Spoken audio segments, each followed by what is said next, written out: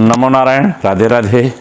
अब हम पंचतंत्र की कहानियों में जो बुद्धिमान की कहानियाँ हैं उसमें एक चर्चा करना चाहेंगे कि व्यक्ति को चाहिए कि बिना सोचे कोई काम नहीं करना चाहिए। उसी की चर्चा करते उसमें कथा आनी है एक शरारती बंदर की।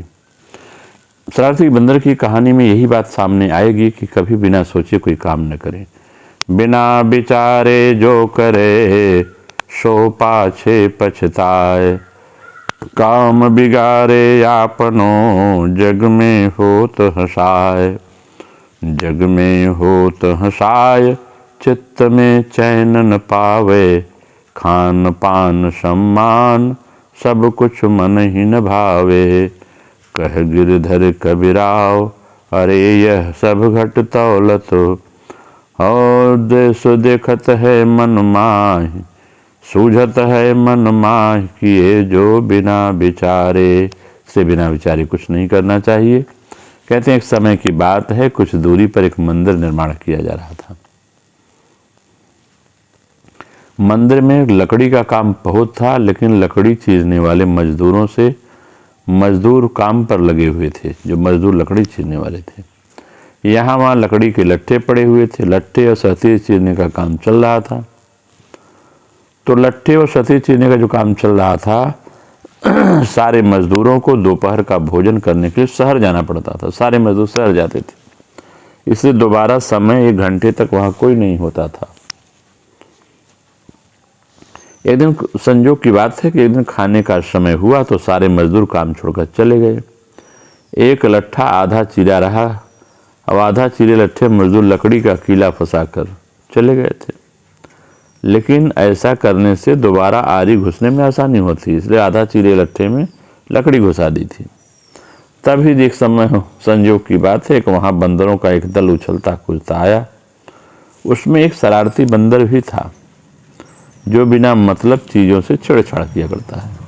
जैसे समाज देख को शरारती लोग होते हैं, बिना मतलब किसी वस्तु में वो छेड़छाड़ करते रहते हैं। पंगे लेना उसकी आदत थी। बंदरों के सरदार ने सबको वहाँ पड़ी लकड़ी से छेड़छाड़ न करने का आदेश दिया। सारे बंदर पेड़ की ओर चले गए, पर शैतान बंदर सबकी नजर बजाकर पीछे रह गया और लगा अड़ंगेबाजी करने। जब वो इधर उधर खुरापात करने लगा, उसकी नज़र आधचीरे लट्ठे पर पड़ी। बस वह उसी पर पिल गया और बीच में अड़ाए गए कीले को देखने लगा। जो लकड़ी का कीला बीच में लगाया गया था उसे देखने लगा। उसे उठाकर लकड़ी पर रगड़ने लगा। इससे किर किर किर किर की आवाज़ आने लगी। तो उसमें गुस्से से आरी पटक दी। उस बंदर की भाषा में किर किर का अर्थ निखट्टू था। वह दोबारा लकड़ी के बीच फंसे कीले को देखना लगा। उसके दिमाग में कौतूहल होने लगा कि इस कीले को लट्ठे के बीच से निकाल दिया जाए तो क्या होगा। जो बीच के दोनों चीरी हुई आधी लकड़ी के बीच में पड़ा हुआ था, सोचा इसको निकाल दें तो क्या होगा। अब वह कील को पकड़कर उसे बाहर निकालने के लिए जोर आजमाइश करने लगा। लट्ठे के बीच में फंसाया गया कीला तो 2 पार्टों के बीच बहुत मजबूती से जकड़ा गया होता है, क्योंकि लट्ठे के 2 पार्ट बहुत मजबूत स्प्रिंग वाले क्लिप की तरह दबाए रहते हैं उसे, क्योंकि लकड़ी पूरी चीरी नहीं गई थी।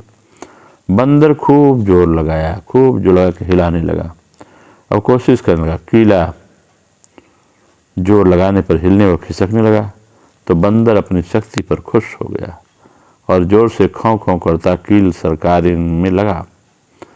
इस खींचाखाची के बीच बंदर की पूंछ 2 बाटों के पीछे आ गई और उसे पता नहीं था। उसे उत्साही होकर जोर का झटका मारा और जैसे ही कील बाहर खींची, लट्ठे के 2 चीरों के बीच जो भाग था उसमें फटाक से क्लिप की तरह जुड़ गए और बीच में फंस गई बंदर की पूंछ। जब बंदर की पूंछ फंस गई तो बंदर चिल्लाने लगा। तभी मजदूर वहां लौटे। उन्होंने देखते ही बंदर ने भागने के लिए जो लगाया, पर उसकी पूंछ टूट गई। वह चीखता हुआ टूटी पूंछ लेकर भागा। इसलिए यह कहानी का सोच समझ के उसको नहीं छूता तो कोई दिक्कत नहीं होती। मनुष्य को चाहिए आप जिस कार्य में लगे, जिसके आप महारथी हैं, आप उसी कार्य को करें। जो कार्य आपके बस में नहीं है, जिस कार्य के विषय में आपको ज्ञान नहीं है, उसको किसी तरह से छूना मनुष्य के लिए हानिप्रद होता है। इसलिए व्यक्ति को चाहिए कि दूसरी अन्य वस्तुओं को कभी बिना विचारे छूना नहीं चाहिए। नमो बिना समझे काम करने वाले की यही दशा होती। इससे बंदर की पूंछ कट गई। नमो नारायण। राधे राधे।